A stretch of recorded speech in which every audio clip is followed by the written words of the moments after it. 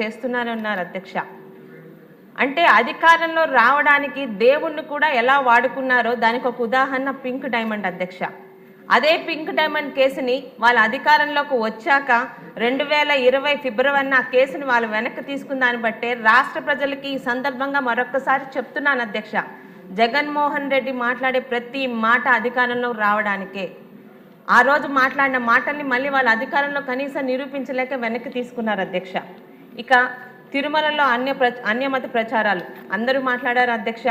Bus టికెట్ల మీద అన్యమత ప్రచారాలు కానీ, బ్రహ్మోత్సవాల అలంకరణలో అన్యమత చిహ్నాలు కానీ, ఆఖరికి తిరుమల వెబ్సైట్లో అన్యమత ప్రార్థనలు రావడం నిజంగా ప్రతీది కూడా 2019, 2024 వైసీపీ హయాంలో తిరుమల తిరుపతి దేవస్థానంలో వేసిన ప్రతి అడుగు స్కామే, ప్రతీది ఒక కుట్రే అధ్యక్ష.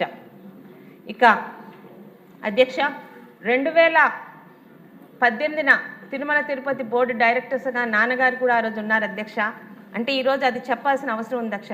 ఆ రోజు నాన్నగారితో పాటు మన సోదరి మరియు ఇప్పుడు మనకి హోంమంత్రిగా ఉన్న అనిత గారికి కూడా అది ఇచ్చాం అధ్యక్ష.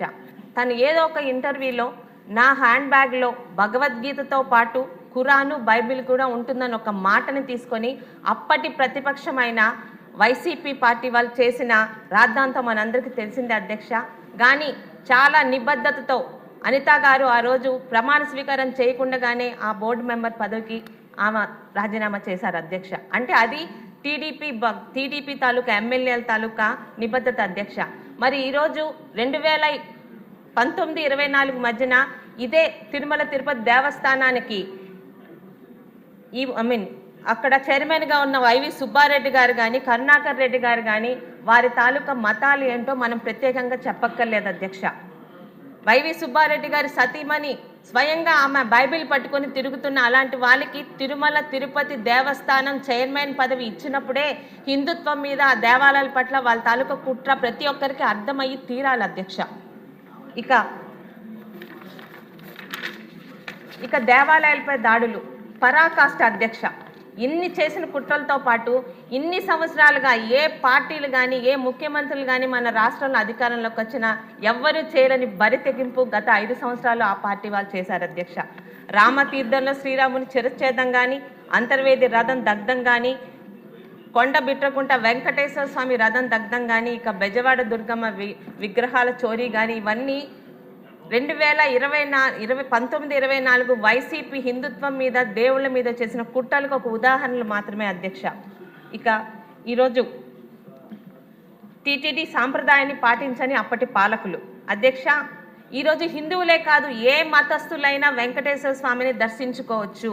అయితే ఒక డిక్లరేషన్ మీద ఒక సాధారణ కండిషన్ పెట్టాం అధ్యక్ష. అప్పటి అబ్దుల్ కలాం గారు కానీ, మరి మన ఉప ముఖ్యమంత్రి గారైన పవన్ కళ్యాణ్ గారి సతీమణి కూడా ఈరోజు ఆ డిక్లరేషన్ మీద గౌరవంతో సంతకం పెట్టి మరి అక్కడ వాళ్ళు దర్శనం చేసుకున్నారు అధ్యక్ష.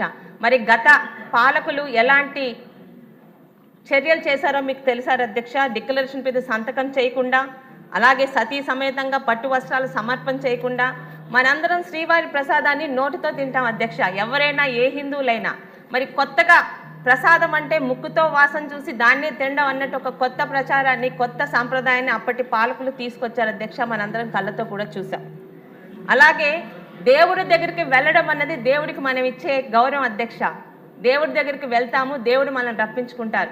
కానీ దేవుణ్ణే మన దగ్గరికి రప్పించుకునేంత బరితెగింపు చర్యలు గత పాలకుడు చేశారనేది రాష్ట్రం అంతా కళ్ళతో చూశారు అధ్యక్ష. ఇక ఈరోజు కల్తీ నెయ్యి కదా, దానికి ఎందుకంత రాద్ధాంతం చేస్తున్నారని అధ్యక్ష. కల్తీ నెయ్యి మాత్రమే కాదు, పరమ పవిత్రంగా ప్రతి హిందువు పూజించి తీసుకునే తిరుమల లడ్డూలో జరిగిన కల్తీ నెయ్యి అధ్యక్ష. లడ్డూకి మన హిందువుల గృహాలలో ఎంతటి పవిత్రత ఉంటుందో ఈ కల్తీలైన రాద్ధాంతం చేసిన ప్రతి ఒక్కరికి తెలియాలి అధ్యక్ష. ఈరోజు సంవత్సరానికి ఒక్కసారి కాదు, జన్మలో ఒక్కసారైనా వెంకటేశ్వర స్వామిని దగ్గర నుండి ఒక్క నిమిషం కళ్ళారా వీక్షించుదామని అనేక మందికి కూడా దొరకనిది లడ్డూ రూపంలో మన ఇంటికి వస్తుంది అధ్యక్ష. దర్శనం చేసుకునే వాళ్ళు మేము దర్శనం చేసుకున్నాము, మీరు రాలేకపోయారు, అయినా స్వామి ప్రసాదాన్ని మీకు తెచ్చిస్తున్నామని తెచ్చిస్తారు అధ్యక్ష.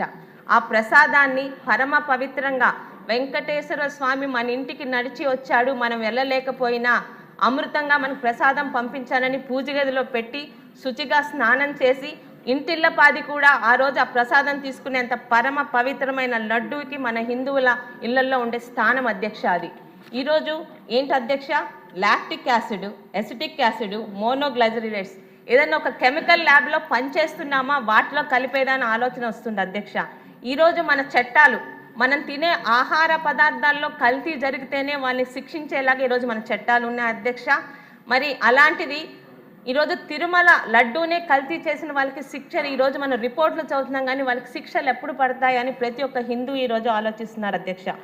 మొదటి నుంచి ముఖ్యంగా 2022లోనే ఆ రోజు భక్తులు కొంతమంది తిరుమల లడ్డూల్లో ఏదో తేడా వస్తుంది, ఆ లడ్డూ ఎక్కువ రోజులు ఉండట్లేదు, జిగురుగా అయిపోతుందని చెప్పి వాళ్ళు ఇచ్చిన ఒక అనామక కంప్లైంట్ని ఏదో తూతూ మంత్రంగా ఆ రోజు విచారణ జరిపించారు అధ్యక్ష మైసూరు CFTRIలో. కనీసం దాన్ని ప్రజలకి తెలియనికుండా దాచిపెట్టి అదే కంటిన్యూ చేసి హిందుత్వం పట్ల, తిరుమల వెంకటేశ్వర స్వామి పట్ల వాళ్ళకున్న నిర్లక్ష్య వైఖరిని గత పాలకులు ప్రతి ఒక్కరికి అర్థమయ్యేలా చేపట్టారు అధ్యక్ష. ఇక ఈరోజు తిరుమల లడ్డూపై ముఖ్యంగా వైసీపీ నాయకులు చేస్తున్న చేష్టలు మాటలు పెద్దలు అన్నట్టు దొంగే అందరినీ దొంగ అన్నట్టుంది అధ్యక్ష. వాళ్ళు చేసిన దొంగతనం బయటపడడంతో తప్పించుకునే దారి లేక ప్రజల్ని నమ్మినా నమ్మకపోయినా ఈరోజు ఏదో ఒకటి అరవాలి కాబట్టి ఈరోజు ప్రతి ఒక్కటి ఆ విషయాన్ని వైసీపీ నాయకులు ఈరోజు రాద్ధాంతం చేస్తున్నారు అధ్యక్ష. నేరం చేసిన వాడే ఈరోజు నీతి బోధలు చెప్తున్నాడు అధ్యక్ష. అక్రమాలు చేసిన వాడే పారదర్శకత గురించి మాట్లాడుతున్నాడు. సిట్టు విచారణలో వైసీపీ ప్రభుత్వ హయాంలో కల్తీ జరిగిందని నిర్ధారణ అయింది అధ్యక్ష. ఇది 100% కాన్ఫిడెంట్, ప్రతి ఒక్కరు కూడా తెలుసు అధ్యక్ష, ఇందులో నో డౌట్ ఆన్ ఇట్. అయితే ఆధారాలతో బయటపడిన వాస్తవాలు కళ్ళకి కనిపిస్తున్నా ఇంకా ప్రచారం చేస్తూ ప్రజల్ని తప్పుదోవ పట్టించే ప్రయత్నం చేస్తున్నారు అధ్యక్ష. నిజాలు బయటపడ్డాక కూడా అబద్ధాలని అరిచి నిజం చేయాలని ప్రయత్నించడం నిజంగా ఒక రాజకీయ దివాలా తీయడమే అధ్యక్ష. ఇది వాస్తవాలపై యుద్ధం కాదు అధ్యక్ష, వాళ్ళు అంటున్నట్టు ఇది అబద్ధాలపై ఆధారపడిన ప్రచారం అధ్యక్ష. కానీ ప్రజలు మూర్ఖులు కాదు, గట్టిగా అరిస్తే నిజం అబద్ధం అయిపోదు, నిజం ఒకరోజు వెలుగులోకి వస్తుంది అధ్యక్ష. ఈరోజు ఒక హిందువుగా, ఒక భక్తురాలిగా, ఒక శాసనసభ్యురాలిగా ప్రభుత్వానికి విన్నపం అధ్యక్ష. మన ప్రభుత్వంలో మన ప్రజల మనోభావాల్ని నమ్మకాన్ని దెబ్బతీసిన వారికి శిక్ష పడేలా చూడాల్సిన బాధ్యత ఖచ్చితంగా మన మీద ఉంది అధ్యక్ష. వీలైతే ఇంకా లోతుగా విచారణలు చేపట్టాలి, ఎంతటి వాళ్ళైనా వారికి శిక్ష పడాలి అధ్యక్ష. ఎందుకంటే ఇందాక సదరు మంత్రి గారు చదివిన రిపోర్ట్ మేము విన్నాం అధ్యక్ష. మాకు కావాల్సింది రిపోర్ట్ మాత్రమే కాదు అధ్యక్ష, ఆ రిపోర్ట్లు ఆధారంగా తప్పు చేసిన వాళ్ళపై శిక్షలు కూడా కావాలి అధ్యక్ష. ఈరోజు మనం ఏదైనా తప్పులు చేస్తే దేవుడు శిక్షిస్తాడని మన నమ్మకం అధ్యక్ష. మరి ఆ దేవదేవుడికి మనందరి సమక్షంలో ఈరోజు తప్పు జరిగితే శిక్షించాల్సిన బాధ్యత మన మీద కూడా ఉంది అధ్యక్ష. సరైన శిక్షలు లేకపోతే ఇలాంటి బరి తెగించే వాళ్ళు మాటలు ఇంకా ఎక్కువ అవుతాయి అధ్యక్ష. ఈరోజు ప్రతి ఒక్క హిందువుకి న్యాయం జరిగేలా ఈ కల్తీ లడ్డు విషయంలో చేసిన నేరస్తులకు శిక్ష పడాలా కోరుకోవాలని కోరుకుంటూ ధన్యవాదాలు అధ్యక్ష. అంటే ఈ సబ్జెక్ట్ ఏంటంటే అందరికీ తెగ మాట్లాడేయాలని ఉంది. 4 నిమిషాలు అన్న మీరే 12 నిమిషాలు మాట్లాడారు. ఇంకా చాలామంది నిమిషం అని వేళ్ళు ఎత్తున్నారు. సమయం తక్కువ ఉంది. టీ బ్రేక్ కూడా లేక